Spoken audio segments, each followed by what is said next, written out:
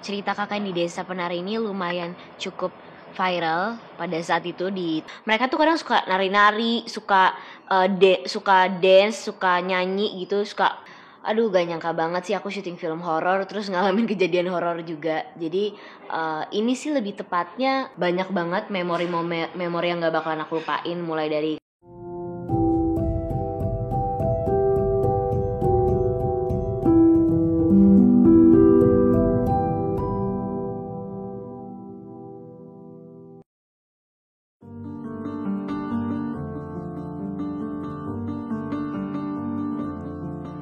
lumayan cukup susah. Kalau dibilang susah ya susah-susah enggak.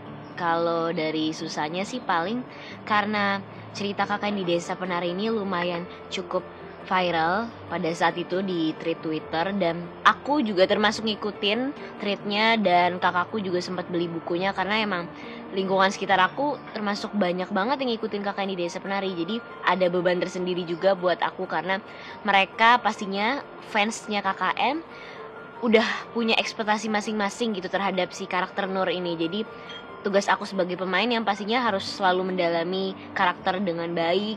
Terus di sini juga aku ada adegan narinya, ada berdialek bahasa Jawanya juga gitu. Cuman kita kan ada proses reading gitu, dan kita brainstorming bareng-bareng sesama pemain. Jadi ya selama menjalankan semua itu dengan enjoy ya jadi gampang sih kerasanya gitu.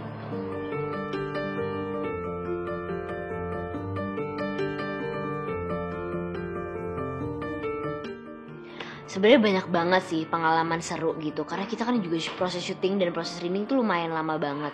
Jadi kadang mau diinget-inget atau mau dilupain itu susah banget sih menurut aku, karena banyak banget memori yang terjadi gitu. Mulai dari pengalaman seru misalnya kayak dari dua di antara cast KKN itu ada namanya Fajar Nugra dan Ahmad Megantara, dan kalau sering kita namain tuh kayak dua sejoli karena mereka tuh selalu bisa menciptakan momen-momen yang seru banget. Kalau misalnya kita lagi capek, udah ngantuk syuting, udah lemas gitu, mereka tuh kadang suka nari-nari, suka dance, suka nyanyi gitu, suka plesetin nama-nama pemain dan lirik-lirik lagu gitu.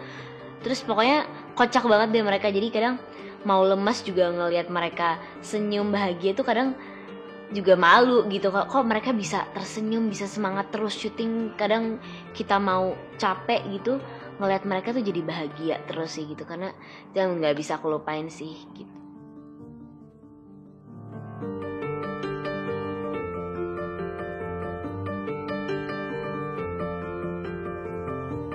Ada sih pasti, bahkan bukan dari aku doang, tapi kayak beberapa kru juga ngalamin. Dan aduh gak nyangka banget sih aku syuting film horor terus ngalamin kejadian horor juga. Jadi ini sih lebih tepatnya kayak ketempelan gitu, karena bukan kayak kerasukan ayo macan, enggak, tapi lebih kayak mungkin kondisi aku pada saat itu lagi drop, lagi capek karena emang udah pertengahan kayak udah mau last day syuting gitu. Jadi udah lumayan kayak kekumpul semua capeknya aku gitu. Terus pada saat itu kita ada lagi adegan motong ayam cemani yang emang katanya sangat-sangat sensitif sekali sama hal mistis gitu, dan itu ada di trailer. Kita motongnya tuh bukan kayak motong bohongan, tapi bener motong beneran sampai darahnya tuh keluar. Terus katanya yang emang bener-bener bisa ngelihat di situ pada saat kita lagi motong ayam cemani itu, mereka yang tak terlihat itu kayak seakan-akan layaknya kayak seperti orang kelaparan gitu, mau makan si sesajen itu, kalau bisa dibilang kayak sesajen itu, mau makan ayam cemani itu. Kayak kita tuh sebagai persembahan gitu. Adegannya sih kayak sebagai persembahan, tapi ternyata beneran mereka juga mau makan si ayam cemani itu. Dan pada saat syuting itu masih belum terjadi apa-apa, kayak masih ya udah lemes-lemes gitu aja. Dan udah tuh kayak kita pulang syuting jam 2 pagi sampai hotel, barulah di situ kejadian mistisnya. Aku tiba-tiba kata kakakku ngigau-ngigau gak jelas, terus halu banget gitu omongannya. Kayak tiba-tiba ngomong, ada yang serem lah di lokasi, banyak yang gak suka kita syuting di sana, terus keringet dingin, terus kayak badannya gemeteran, terus mukanya pucet banget. Abis itu karena posisinya udah jam 2 pagi, kakakku gak enak dong mau minta tolong sama orang-orang sekitar hotel gitu di penginapan. Jadi dia kayak nyari solusi, aduh gue harus ngapain nih. Biasanya kalau misalnya orang-orang yang kayak gini harus diapain nih. Kira baca ayat kursi lah. Dibacain ayat kursi, dipijet-pijet punggung aku, terus kayak dikasih air anget katanya. Terus udah mulai menurun. Terus aku sampai kayak nangis-nangis gitu. Akhirnya didiemin lah sama kakakku. Tidur, akhirnya aku tidur. Bangun-bangun, difoto lah muka aku. Kok Tisa mukanya pucet banget.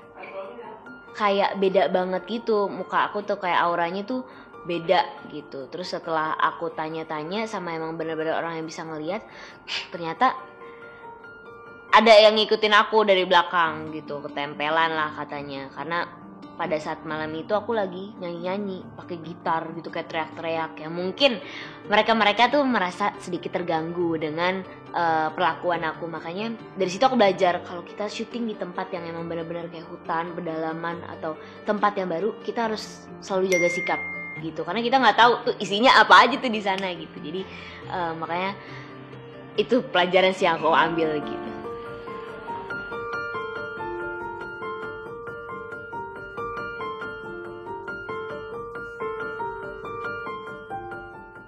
Wow, banyak banget yang dikangenin. Kita syuting kira-kira hampir mau 2 bulan. Itu jadi digabung antara proses reading dan syutingnya. Itu bener-bener banyak banget memori yang gak bakalan aku lupain. Mulai dari kadang kita suka kulineran bareng keliling Jogja, terus kita syuting di tempat yang bener-bener sangat-sangat terpencil. Jadi setnya tuh di hutan gitu.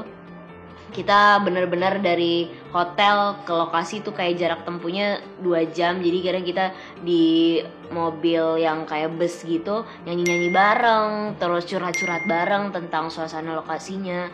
Terus kita juga syuting kadang sampai pagi gitu. Jadi emang bener-bener banyak banget yang aku kangenin sih dari syuting KKN gitu. Yang paling aku kangenin sih paling makan-makannya sama nyanyi-nyanyinya. Hai semua, masih banyak konten lain dari Tisa Biani loh. Pokoknya ikutin terus ya, jangan kemana-mana.